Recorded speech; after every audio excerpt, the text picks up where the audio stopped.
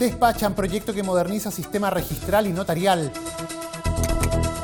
Cámara despacha ley, proyecto que recalifica sanción por uso de estacionamientos para discapacitados. Cámara realiza interpelación a la ministra del Trabajo.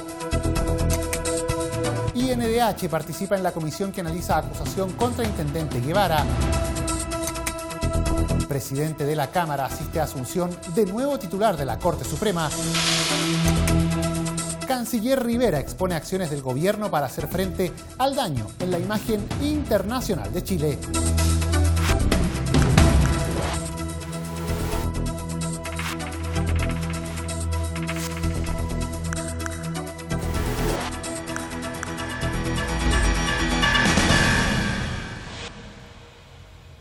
¿Cómo están? Los saludamos, sean bienvenidos a una nueva edición de Frecuencia Legislativa. Iniciamos la revisión de las principales noticias, los hechos que han marcado la pauta en las últimas horas aquí en la Cámara. Partimos hoy contándoles que se despachó el proyecto que moderniza el sistema registral y notarial. La iniciativa busca establecer mayores estándares de transparencia, aumentar la competencia, disminuir los niveles de discrecionalidad en los procesos de nombramiento e impulsar la incorporación de tecnología que permita un mayor y fácil acceso a los trámites y servicios. A segundo trámite legislativo fue remitido el proyecto que moderniza el sistema notarial y registral chileno, propuesta ingresada a trámite en septiembre de 2018 por el Ejecutivo. La iniciativa propone un nuevo sistema de nombramiento que reduce las barreras de entrada y disminuye la discrecionalidad, aspecto destacado por los diputados DC Matías Walker y UDI Jorge Alessandri, junto con explicar otras ventajas de la norma aprobada. Que haya concursos para poder acceder a los cargos de notarios y conservadores, que no se decida por el gobierno de turno quiénes van a ser los notarios y quiénes van a ser los conservadores, sino que además exista un consejo de designaciones que pueda evaluar las designaciones por los méritos, que pueda estar todo en un repositorio digital, para que, por ejemplo, el usuario que decide renegociar el crédito hipotecario de una casa, de su casa, pueda fácilmente tener acceso a las escrituras, pueda tener rápido acceso a las inscripciones de dominio, que todo esté respaldado digitalmente, mejorar y disminuir los costos para los usuarios. Lo que busca este proyecto, primero, que haya más competencia, que haya más notarías disponibles. Segundo, transparentar los precios, que los notarios pongan los precios en un cartel afuera de su notaría y que eso nos permita discutir o competir para qué notaría vamos a ir. Después crear los fedatarios, una organización nueva que van a ser unos ayudantes de esta función notarial para todos los trámites de mesón, para todas las fotocopias certificadas, para los finiquitos, para los contratos de trabajo, para que usted pierda menos tiempo y obviamente gaste menos dinero. Los conservadores de bienes raíces también, muchas veces hay uno por región. Cada vez que uno vende, arrienda, compra, hace algún trámite con un inmueble, también son horas en el conservador. Ya ahí no son 5.000 o 6.000 pesos, son 100.000, 200.000, 300.000. Esto abre también el espectro. La propuesta encarga la fiscalización del sistema a la Fiscalía Judicial, institución ya existente en el Poder Judicial y que dentro de sus funciones debe vigilar la conducta funcionaria de ministros, tribunales y empleados del orden judicial. Asimismo, promueve la obligación de contar con sistemas tecnológicos y medios telemáticos que permitan realizar trámites y consultar información de forma remota, suscribir instrumentos mediante firma electrónica y su interconectividad con otros sistemas y plataformas. El texto, remitido al Senado, conservó prácticamente la integridad de sus normas, salvo dos aspectos: uno relacionado con la forma de designar a los fedatarios y otro que efectúa precisiones al reglamento del registro de conservatorio de bienes raíces. La Cámara despachó a ley el proyecto que recalifica la sanción por el uso de estacionamientos para discapacitados. El texto, originado en una moción, busca eliminar la contradicción en la calificación de la conducta, consistente en emplear indebidamente un estacionamiento destinado al uso de personas en situación de discapacidad. En condiciones de convertirse en ley de la República quedó el proyecto que precisa la infracción por estacionar en un espacio destinado a vehículos para personas en situación de discapacidad, sin tener derecho a ello. La moción, según señaló el diputado Francisco Undurraga, precisa dicha falta y unifica criterios, hasta ahora distintos, contenidos en las leyes de igualdad e inclusión social de personas con discapacidad y del tránsito, para sancionar el estacionarse en un lugar destinado exclusivamente para personas con discapacidad. Protegiendo los intereses de las personas en situación de discapacidad y su derecho a trasladarse y ocupar los estacionamientos que generalmente y obviamente están más cerca de los accesos, ya sea de los centros comerciales, de los centros médicos, en fin, en todas las ciudades tienen que haber estacionamientos para discapacitados. Estos van a ser, si son ocupados por personas que nada tienen que hacer ahí, personas que afortunadamente no sufren ningún tipo de discapacidad física, van a ser sancionados por los jueces de policía local como una sanción grave. Así que recomendarle a la gente que por mucho que los ocupe porque van por un ratito, 2 minutos y vuelven, siempre va a haber una persona que tiene el derecho legítimo de poder ocuparlo. Y si lo va a ocupar, piense que la sanción va a ser grave, vale decir, no va a ser una sanción menor, sino pecuniariamente va a ser una sanción mayor. El texto, respaldado por unanimidad, califica como infracción o contravención grave el usar indebidamente estacionamientos exclusivos para personas en situación de discapacidad, por lo que ahora quienes infrinjan esta norma deberán cancelar entre 1 y 1,5 UTM, es decir, entre 49.000 y 74.000 pesos aproximadamente. La Cámara de Diputados realizó la primera de 3 interpelaciones a ministros de Estado contempladas para esta semana. Se trató de la interpelación a la ministra del Trabajo, María José Saldívar, a quien se le consultó sobre las falencias del sistema de pensiones y la reforma al sector que se impulsa para aumentar los montos de las jubilaciones. En el contexto de esta facultad fiscalizadora, plasmada en un cuestionario que encabezó el diputado Marcelo Díaz, María José Saldívar reconoció que la promesa emprendida en los años 80 respecto de las pensiones que entregaría el sistema de capitalización no se cumplió, por lo que sostuvo que es imperioso efectuar cambios relevantes en materia de cotización y de la administración de este sistema. Revisamos a continuación algunas de las reacciones. No todas las respuestas me parecieron satisfactorias, creo que hay cuestiones que me parecen esenciales que el gobierno debe responder y que están en el oficio que acabamos de aprobar.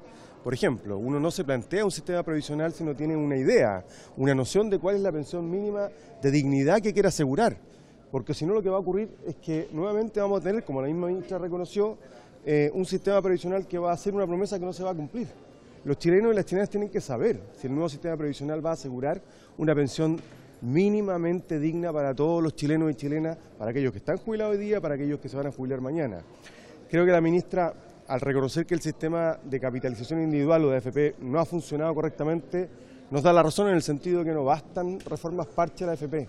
Y la gente lo sabe, la gente entiende que el sistema de AFP fracasó y que no es capaz de asegurarle una pensión digna. Yo creo que el interpelador pecó de algunas inconsistencias, que de hecho la ministra lo interpeló, con respecto a su posición en declarar admisible o inadmisible el proyecto de 40 horas cuando él era ministro y después como parlamentario, y también lo interpeló desde el punto de vista de entender que existen distintos tipos de medir la pobreza y por lo tanto hay conceptos técnicos que son importantes irlos aclarando y que yo creo que desde ese punto de vista se requirió de más precisión por parte del interpelador. Nosotros lo que hemos planteado es que el modelo que nosotros tenemos hoy en día vigente es un modelo que se basa en el ahorro individual obligatorio, que tiene un segundo pilar, que es un pilar solidario, que es financiado por el Estado y que le entrega mejoras a las pensiones del 60% más vulnerable. Y nosotros hemos planteado la necesidad de generar un tercer pilar, que es un pilar de ahorro colectivo y solidario de cargo del empleador. Y con cargo a este pilar solidario y colectivo vamos a poder mejorar las pensiones de los actuales pensionados y también de los futuros pensionados. Y ese es el nuevo sistema de pensiones que nosotros estamos reescribiendo. El Instituto Nacional de Derechos Humanos participó en la comisión que analiza la acusación contra el intendente Guevara. En la primera sesión de audiencias de la instancia participó el jefe regional del organismo de Valparaíso, Fernando Martínez, quien señaló que las normas vigentes de derecho a reunión no cumplen con los estándares internacionales en materia de derechos humanos. El derecho a reunión debe ser garantizado y respetado por el Estado, señaló el jefe regional del Instituto de Derechos Humanos de Valparaíso, Fernando Martínez, en la comisión que analiza la acusación constitucional en contra del intendente de la región metropolitana, Felipe Guevara. Esto en relación a lo que plantea el libelo acusatorio, que señala que habría habido por parte del intendente Guevara una vulneración de la libertad de expresión, el derecho de reunión y el principio de legalidad, lo anterior en el contexto de la crisis social vivida por el país. De acuerdo a su presentación, la autoridad debe velar por garantizar que se respete el derecho. Lo que tiene que hacer la autoridad administrativa no es solamente no violar los derechos humanos, sino que debe garantizar los derechos humanos. Y en ese sentido, la autoridad administrativa debe preocuparse de que la forma en que se administran todos los recursos del Estado para que los derechos puedan ejercerse cumpla con los estándares internacionales. A juicio del diputado RN José Miguel Castro, el intendente de Santiago no ha impedido la realización de manifestaciones. Aquí no se está jugando a Carabineros, acá se está jugando a un intendente, y es el intendente en el fondo en su mérito de haber autorizado o no autorizado, de permitir o no permitir que se desarrolle una actividad como una manifestación. No hay que olvidarnos otra cosa que también la ha dicho el Instituto de Derechos Humanos, es el Estado, son los mismos Carabineros también quienes deben cuidar a los manifestantes de los grupos violentistas. Por lo tanto, y es una pregunta que yo le hice al Instituto de Derechos Humanos, si es que tenemos una gran manifestación, obviamente tiene que haber un mayor número de carabineros, y eso es todo el sistema que se ha aplicado. En la instancia, el jefe regional del INDH alertó que el marco jurídico que regula el derecho a reunión debe necesariamente actualizarse, pues es un marco jurídico que se encuentra obsoleto, básicamente porque somete el ejercicio del derecho a reunión de facto a un sistema de autorización previa, de acuerdo a lo que establece el decreto número 1086, argumento que fue respaldado por el diputado del Frente Amplio, Diego Ibáñez. Hablamos del decreto supremo 1086, que regula el derecho a la libertad de reunión y que no cumple con los estándares de idoneidad, de proporcionalidad, y finalmente hace que la autoridad, en este caso quienes disponen de la fuerza pública, no resguarden el derecho fundamental a la libertad de reunión de forma proporcional. Y es lo que hemos visto, a mi juicio, en esta continuidad de violaciones a los derechos humanos a propósito de una estrategia de copamiento que está por verse. Frente a esto, la diputada de la Federación Regionalista Verde Social, Alejandra Sepúlveda, que preside la instancia, señaló que solicitaron todos los antecedentes que aclaren el concepto de copamiento. Vamos a estudiar lo que significa el copamiento, le hemos solicitado, ¿no es cierto?, que nos envíe todos los antecedentes en relación a esta forma de actuar muy, yo diría, especial, que al parecer no tiene protocolos de actuar, o sea, el copamiento no tiene protocolo, al parecer, al interior de Carabineros, y queremos chequear qué tipo de tácticas y cuáles son las consecuencias, ¿no es cierto?, que tiene este tipo de utilización de alrededor de 1000 efectivos de Carabineros en una manifestación que, según, ¿no es cierto?, a todas luces, una manifestación que está dentro de la legalidad vigente. Para la próxima jornada de trabajo se encuentran invitados el abogado constitucionalista Cristian Viera y el diputado de C. Gabriel Asensio como coordinador de la acusación constitucional. El presidente de la Cámara de Diputados asistió a la asunción del nuevo presidente de la Corte Suprema. El titular de la corporación, Iván Flores, destacó la trayectoria del nuevo timonel de la Suprema, Guillermo Silva Kundelach. La ceremonia, donde el ministro Silva asumió el máximo cargo del Poder Judicial, se realizó en el Salón de Honor de la Corte Suprema en Santiago, con la presencia de altas autoridades nacionales. Después de ser elegido por el Pleno del Máximo Tribunal por 18 votos a favor, el ministro Guillermo Silva Kundelach asumió como el nuevo presidente de la Corte Suprema, manteniendo de esta forma la tradición que el miembro más antiguo del Pleno asume el liderazgo. En una ceremonia realizada en el Salón de Honor de la Corte, el nuevo presidente recibió la piocha que simboliza el mando de la Corte de manos del expresidente Haroldo Brito. En su alocución, la nueva autoridad agradeció a sus pares y afirmó que dentro de sus principales focos estará la administración de justicia. En la oportunidad estuvieron presentes los presidentes de la Cámara de Diputados, Iván Flores, del Senado, Jaime Quintana, y de la Comisión de Constitución de la Cámara, Matías Walker, el contralor Jorge Bermúdez, entre otros personeros. Luego del evento, el diputado Flores felicitó el trabajo realizado por el expresidente Haroldo Brito y destacó la trayectoria del nuevo titular de la Corte Suprema. Y ahora que él se despide, la verdad, en una ceremonia emotiva, muy sencilla, muy republicana, pero no por eso menos emotiva, recibe el presidente Silva, también un ministro de Regiones y del Sur, de Concepción, con un trabajo donde ha ocupado todo el espectro del Poder Judicial, y eso habla bien de cómo una persona con esfuerzo, con claridad y con capacidad va subiendo todos los peldaños que esta larga escalera en el ejercicio público obliga. Hoy día su carrera se ha visto coronado con el más alto cargo en el Poder Judicial, y le deseo no solamente suerte, de hecho en estos cargos también se necesita un poquito de eso, sino que le deseo que pueda expresar toda su capacidad profesional y personal, los atributos humanos que debe tener un presidente de tan alta magistratura. Guillermo Silva, que asume por 2 años, es exalumno de la Universidad de Concepción. En diciembre de 1972 asumió como secretario del primer juzgado de Los Ángeles. En agosto de 1974 ocupó el cargo de juez de letras de Mulchen. Tras desempeñarse como magistrado en el segundo juzgado de letras de Los Ángeles en 1977 y de Concepción en 1980, llegó a la Corte de Apelaciones de Talca en 1990, desde donde se trasladó a Concepción en 1993. También es importante destacar que en la oportunidad asumió como nueva vocera de la Corte Suprema la ministra Gloria Ana Chevesic, marcando un precedente en la historia al ser la primera mujer que ocupa este cargo desde la creación de las vocerías en 2007. Y el canciller Teodoro Rivera expuso las acciones del gobierno para hacer frente al daño en la imagen internacional de Chile. El secretario de Estado explicó ante la Comisión de Relaciones Exteriores las acciones emprendidas en el extranjero por la Cancillería tras el estallido social y las denuncias contra militares chilenos en Haití.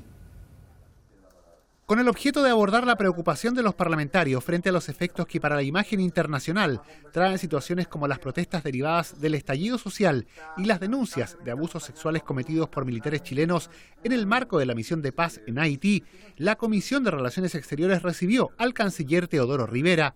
En la oportunidad, el secretario de Estado se refirió a su participación en encuentros internacionales donde se ha abordado el presente del país. Al respecto, Rivera precisó que lo que se ha hecho es exponer los hechos ocurridos, relevando la importancia del diálogo y del respeto a las instituciones. En el extranjero hay comprensión de lo sucedido en Chile y Chile sigue siendo, a pesar de todas las dificultades que hemos tenido internamente, el país con el mejor nivel socioeconómico de Latinoamérica, con grandes avances en todos los ámbitos, y eso hace que Chile siga siendo un país atractivo para que los extranjeros vengan a Chile. Entonces, tenemos que tener capacidad autocrítica, sí, pero no podemos caer en una situación donde la autocrítica nos impida razonar y nos impida aglutinarnos y reflexionar cómo enfrentamos las dificultades que tenemos. En tal sentido, el diputado y presidente de la instancia, Jaime Naranjo, valoró que exista un reconocimiento del complejo momento en materia de imagen país. Hay que reconocer que el ministro y canciller reconoció que la imagen internacional de Chile estaba tremendamente deteriorada, dañada, y por consiguiente que ellos estaban tratando de explicar en el campo internacional lo que estaba sucediendo en el país. Pero él coincidía que la imagen internacional de nuestro país, por todos los hechos que todos hemos conocido, claramente se encuentra dañada y que hay que hacer una estrategia para recuperar la imagen internacional de nuestro país, que por violación a los derechos humanos, por las declaraciones que ha hecho el ejército, por la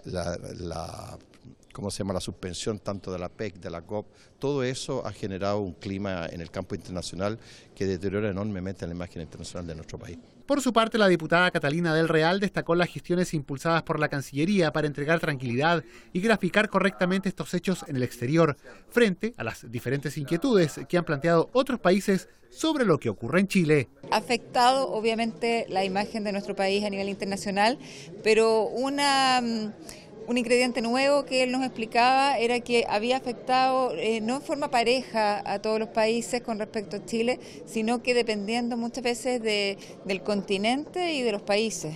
Así nos decía que, por ejemplo, en los países asiáticos estaban mucho más preocupados del orden, de la seguridad, de las medidas económicas que se estaban sucediendo acá en Chile.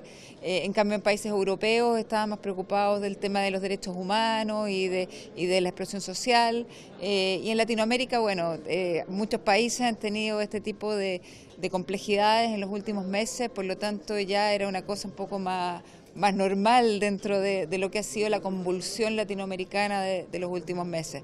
Por lo tanto había que en el fondo ir mirando todas estas variables que son bien distintas a nivel internacional. Cabe agregar que en la oportunidad quedó pendiente el análisis de la posición de Chile en la cumbre del cambio climático COP25 desarrollada en Madrid, tema que se abordará en una próxima sesión. Y de esta forma nosotros llegamos al final de la presente edición de Frecuencia Legislativa. Agradecemos su compañía y les recordamos que estas noticias están siempre disponibles para descarga en el www.cámara.cl, sus diferentes formatos audiovisuales. Muchas gracias por su sintonía.